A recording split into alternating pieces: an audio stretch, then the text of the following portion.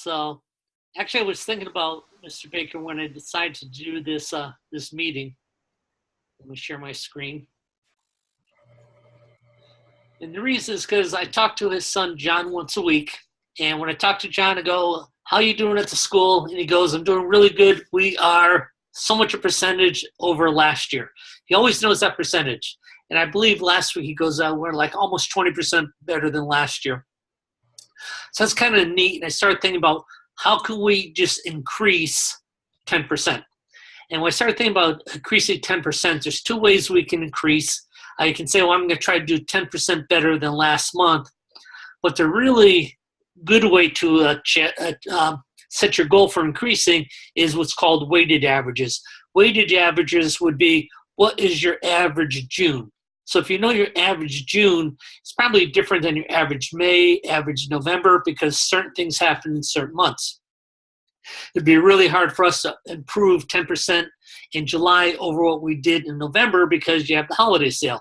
That throws all the numbers off. You can't say I'm just going to increase 10% in July because July you have half your students on vacation. So you start thinking about events and normal pro shop sales. Well, those sales are going to be off because it's July and everyone's on vacation. So the first thing you have to do, I'm going to do better than 10% than last July. If you don't, then you have to go over just a regular average. But if you have records, and most of you guys have been on for quite a while, so you should be able to look back on your stats and see what you did last July and the July before. Okay, so I'm going to do 10% increase.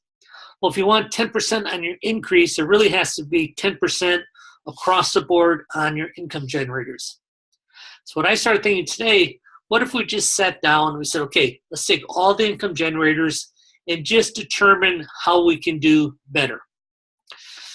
So retail and packages, well, we can sell 10% more. So if we sign up 10% more students, we're going to send 10% more packages.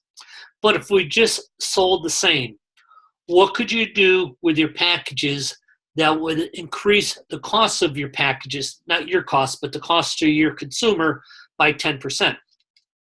I was just telling Mr. Del Castillo, I was at my son's karate class yesterday. After his karate class, it was a 15-minute break. I wanted to go and practice with him, so I took my shoes off, went on the floor. I go, David, get some hand targets. Would have been neat if he had his own hand targets. So I didn't have to stop the instructor and say, hey, can I borrow 2 hand targets? It would be really cool if David had his own. And then I started thinking what I'd do with David on the weekend. He comes over the house. We do swimming. He loves it when I set up an obstacle course. So an obstacle course could be you do this and this, you jump, you run, you got to do a cannonball in the pool. And so I try to get a little martial arts in there, so he's got to do 10 punches against my hands and then jump in the pool.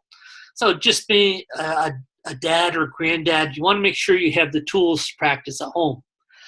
So if you're doing packages right now, maybe you have 1 hand target, and you start saying, well, they should have 2, because at home, they should be practicing combinations. So right now we give 1 hand target, let me put 2 in there. Well, that would increase your package by $20. So you're probably going up 10% on your retail just by doing something simple like that.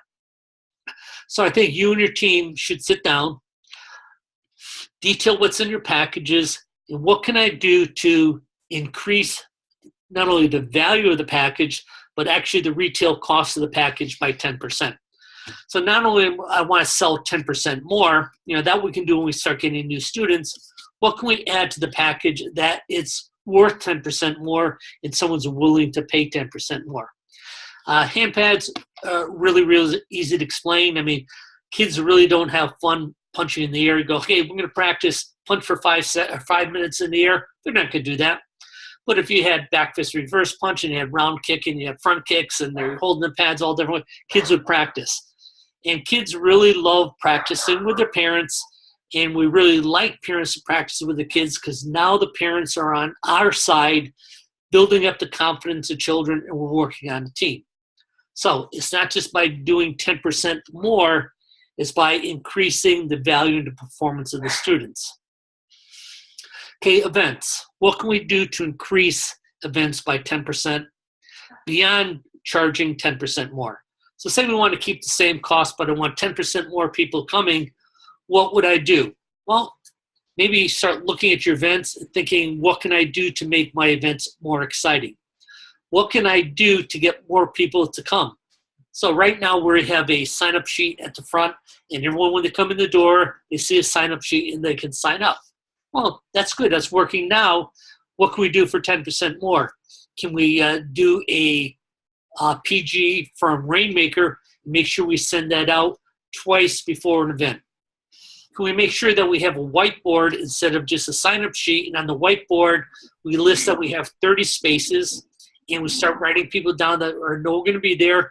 And when people come in, who's ever working the front counter goes, hey, I don't see your name on the board for the event this weekend. Are you coming? Yeah, I'm coming. So you put your name on the board, you figure how they're going to pay. And then you say, you know, who are you going to bring? You know, a lot of kids are bringing guests. So you're bringing a guest. So just by sitting and planning out and strategizing, how are we promoting this now? What can we do to make it more exciting? I'm watching Tom Baker's son, John. He's doing Motivational Monday videos, and those are really cool. Could he do the same thing, but do a video about an event? So now he's coming out, like, guys, you got to be here. I'm sitting down with a team. We're planning an event, and we're going to have dodgeball. I go, no, let's take it up a notch. And now we're doing this. And so if he gets on excited and he starts teaching a little lesson, guys, you're going to love this. Parents, you're going to have a great time going out. And parents, rest assured, your kids are going to be totally safe. And we're also going to be teaching them about this. And we're talking about dodgeball, and we're going to relate it to dodgeball and be considered other people and not being a bully. So, again, the whole idea is to upgrade everything you're doing as far as thinking and promoting, so now I've got 10% more. So right off the bat, you can improve retail 10%. I think that's just a given. I know everyone could do that by next month. I think just by promoting, you can do better on events. Testing, the old rule is I want 80% of my people testing. Well, that's good and that's doable. But does that make you satisfied as an instructor? As me, I would say no. Because I know if people are testing, they're seeing regular progress. If they're seeing progress, they feel good about themselves. If they feel good about themselves, they're coming to class more. If they're coming to class more, they're probably going to give me more referrals. So if I say 80% of people testing is good, I've got to kind of switch that around and tell my team, do you believe that 20% of our students aren't going to test this time?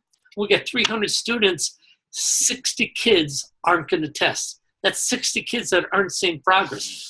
Turn it around. Guys, what are we going to do about this? What can we do as a team to make sure more people test? Well, we can sell more private classes. Well, yeah, it's good to be able to sell private classes, but what can we do where the parents don't have to pay any more money? Well, we just got to watch our students more and take better notes on their progress. Okay, that's great. So again, bring it up to your team. It's really important that you discuss this with the team so it becomes their ideas. If you say, okay, guys, from now on we're doing A, B, C, and D, and they're not buying into that, they're not going to do A, B, C, and D. If you guys say, what can we do? What can we do to get their progress better? What can we do to make sure that we're noticing things better? What can we do on a monthly basis to make sure they look better on the Stripe test? Now they're going to suggest A, B, C, and D. You're going to lead them to make those decisions. Now it's their idea. They're excited when they're participating in something that is their idea. New students. I was talking to Jim Brand's guy yesterday. I go, new students are down, and we've got to get them up. What are you doing that is a pillar, a marketing pillar? He goes, well, we have like 10 marketing pillars. I go, no. What are you doing that's a pillar? So what are you doing that is consistent, that you're getting results every single month, that you're doing month after month without even thinking about? He goes, well, we have a couple, and he did. He was doing the first Monday of the month being Buddy Day. He was doing Parents Night Out. He was doing the VIP party. Great. Those are pillars. What else you're doing? Promotion boosts. When's the last time you did it? The Daffodil Festival last fall. Okay, that's not a pillar.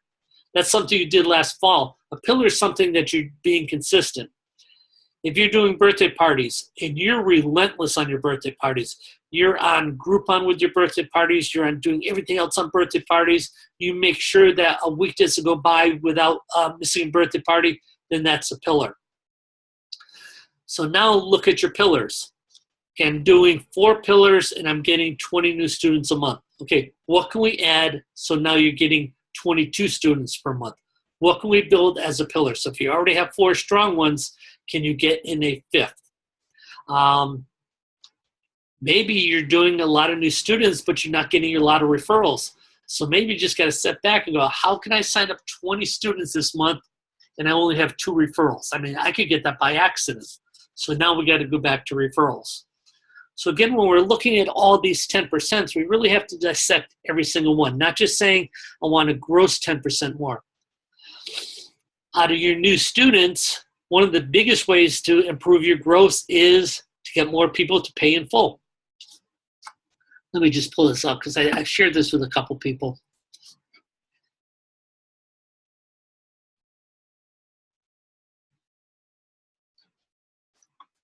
I want to just share this screen because I want to just show you the value of paid in fulls. I took 2 schools. One school I have on top here, he signs up 15 people per month. Everyone pays cash. He doesn't finance any programs. Everyone pays cash. He does testing fees. He's only charging $40 for testing fees. And he does 6-month programs. On the 7th month, he renews everyone on a 24-month program, and they cash out. This other guy's got a martial arts school. He doesn't do any cash outs because he says, well, you know, people pay me. They pay me. I don't need the money up front. So he gets $150 up front and then $150 a month. So again, top schools cash out everyone. Bottom schools financing everyone. After a short 6 months, the guy who cashes out everyone's doing $123,000. The person financing everyone is doing $65,000. He's making half as much money. So that's one of the things that says, well, we got to cash out more people because I can just see someone who cashed out a lot of people is making a lot more money. It's not just what they're paying, it's how fast they pay. Another thing this chart doesn't take in is quitters. This top guy gets all this money if people quit or not. The bottom guy, I didn't figure in quitters. If you figure in 7%, he's going to make a lot less money. So what does that have for what we're talking about today? Let me go back.